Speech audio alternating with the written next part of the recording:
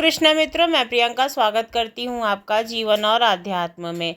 मित्रों, करवा चौथ आने वाला है जो कि 1 नवंबर को है। यह महिलाओं के लिए बहुत ही बड़ा त्यौहार माना जाता है और इस व्रत को बिना कथा सुने नहीं जाते, यानी कि पारण नहीं किया जाता है। तो आइए कथा सुनते हैं। करवा चौथ की पौराणिक कथा के अनुसार एक समय की बात है जब नीलगिरी पर्वत पर पांडव पुत्र अर्जुन तपस्या करने गए। तब किसी कारणवश उन्हें वहीं रुकना पड़ा। उन्हीं दिनों पांडवों पर गहरा संकट आ पड़ा था। तब चिंतित व शोकाकुल द्रौपदी ने भगवान श्री कृष्ण का ध्यान किया तथा कृष्ण के दर्शन होने पर पांडवों के कष्टों निवारण हेतु उपाय पूछा। तब भगवान श्री कृष्ण बोले, हे द्रौपदी, मैं तुम्हारी चिंता एवं संकट का कारण जानता हूँ। उसके लिए तुम्हें एक उपाय करना होगा। जल्द ही कार्तिक मास की कृष्ण चतुर्थी आने वाली है। उस दिन तुम पूरे मन से करवा चौथ का व्रत रखना। भगवान शिव, गणेश जी और माता पार्वती की उपासना करना। तुम्हारे सारे संकट दूर हो जाएंगे तथा सब कुछ ठीक हो जाएगा।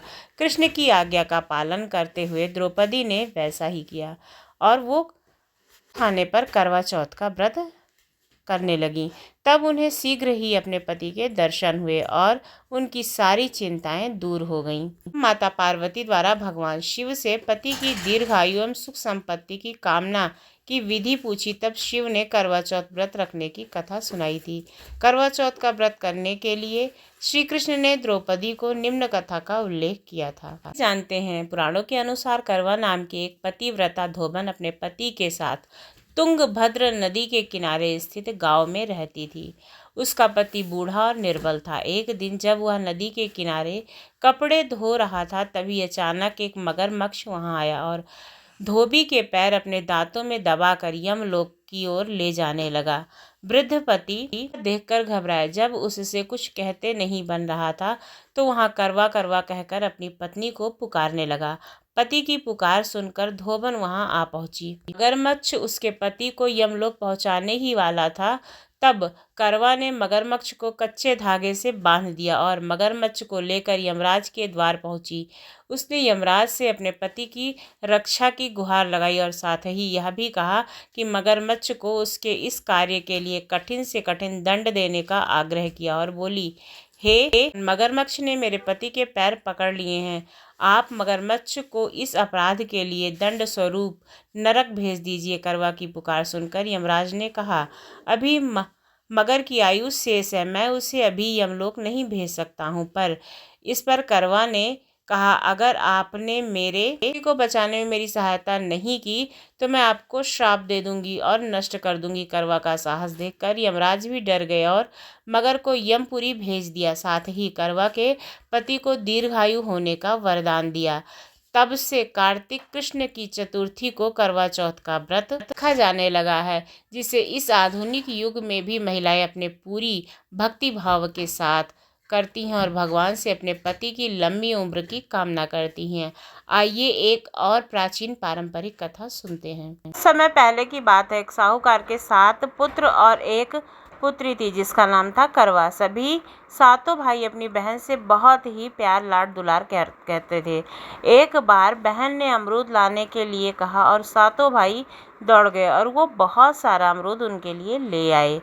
करवा कहने लगी कि मैंने अमरूद खाने की इच्छा की थी, इतना ढेर सारा अमरूद बेचना थोड़े ना है। तो उसके भाइयों ने कहा कि हमारी एक ही लाडली बहन है और हमें उस पर प्यार न्यौछावर करने दो। कुछ समय जब व्यतीत होता है तो बहन शादी के योग्य हो जाती है और उसके पिता साहूकार यानी कि उसका विवाह करा देते हैं। एक बार करवा ससुराल से मायके आई हुई होती है। शाम को जब भाई व्यापार बंद करके घर आते हैं तो देखते हैं कि उनकी बहन बहुत ही व्याकुल बैठी है। सभी भाई खाना खाने बैठे और अपनी बहन को भी खाने का आग्रह किया, लेकिन बहन ने बताया कि उसका आज करवा चौथ का निर्जला व्रत है। वह चंद्र दर्शन के बाद ही भोजन करेगी। आज चंद्र को अर्घ दिए वह भोजन नहीं कर सकती है। चूंकि चंद्रमा अभी निकला नहीं है इसलिए वह भोजन नहीं कर सकती और भूख प्यास से व्याकुल होती है।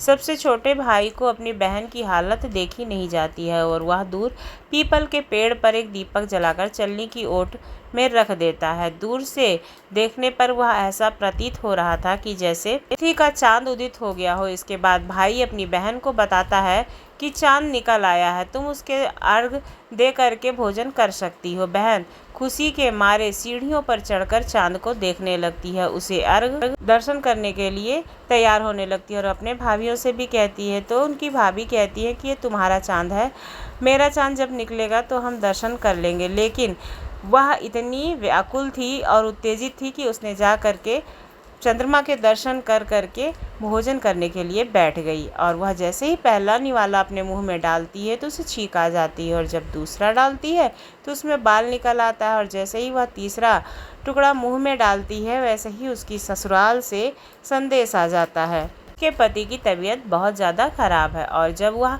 वहाँ पहुँचती है तो उसकी मृत्यु का समाचार उसे मिलता है, जिससे वह बौखला जाती है। उसकी भाभी उसे सच्चाई से अवगत कराती है कि उसके साथ ऐसा क्यों हुआ। करवा चौथ का व्रत गलत तरीके से टूटने के कारण देवता उससे नाराज़ हो गए हैं और उन्होंने ऐसा किया है। सच्चाई जानने के बाद करवा निश्चय करती है कि अपने पति का अंतिम संस्कार नहीं होने देगी और अपने सतीत्व से उन्हें पुनर्जीवन जरूर दिलाएगी। वह पूरे 1 साल तक अपने पति के शव के पास बैठी रहती है, उसकी देखभाल करती है, उसके ऊपर उगने वाली सुईनुमा घास को वह एकत्रित करती जाती है। साल बाद फिर जब करवा चौथ का व्रत आता है तो उनकी सभी भाभियां करवा चौथ का व्रत रखती हैं। तब भाभी उससे आशीर्वाद लेने के लिए आती हैं तो प्रत्येक भाभी से यम की सुई ले लो, पिए की सुई दे दो, मुझे भी अपने जैसी सुहागन बना दो, और वह आग्रह करने लगती है। लेकिन हर बार भाभी उसे अगली भाभी से आग्रह करने को कहकर चली जाती है। और जब छठे नंबर की भाभी आती है तो करवा उससे भी यही बात दोहराती है। यह भाभी उसे बताती है चूँकि सबसे छोटे भाई की वजह से उसका व्रत टूटा था, अतः अपनी पत्नी की शक्ति उसके पास ज़्यादा है, वह अपने पति से जीवन दान मांगे। और जब आखिरी में छोटी वाली भाभी आती है तो वह उससे भी यही शब्द दोहराती है, टाल मटोल करने लगती है। इसे देखकर करवा उसे जोर से पकड़ लेती है और अपने सुहाग को जिंदा करने के लिए कहती है। भाभी उसे छुड़ाने के लिए नोचती खड़ोसती है लेकिन करवा उसे नहीं छोड़ती है। अंत में उसकी तपस्या को देखकर भाभी पसीज जाती है और छोटी उंगली को चीर करके उसमें से अमृत उसके पति के मुंह में डाल देती है। करवा का पति तुरंत श्री गणेशाय नमः करता हुआ उठकर बैठ जाता है। इस प्रकार प्रभु कृपा से उसकी छोटी भाभी के माध्यम से करवा को अपना सुहाग फिर से वापस मिल जाता है। पति श्री गणेशाय नमः कहता हुआ उठकर बैठ जाता है। इस प्रकार उसका सुहाग वापस मिल जाता है। जैसे श्री गणेश जी, माता गौरी, भगवान शंकर ने उसको चिर सुहाग का वरदान दिया, सभी सुहागनों को माता गौरी चिर सुहाग का वरदान प्रदान करें। जो लोग इस व्रत को करते हैं, कथा को सुनते हैं, माता गौरी और भगवान शंकर उनके सुहाग को अमर करते हैं। सब लोग अपने सुहाग की आयु के लिए व्रत करते हैं। आपको कथा जानकारी कैसी लगी ज़रूर बताएं। यदि अच्छी लगी तो चैनल को सब्सक्राइब करना ना भूलें। धन्यवाद।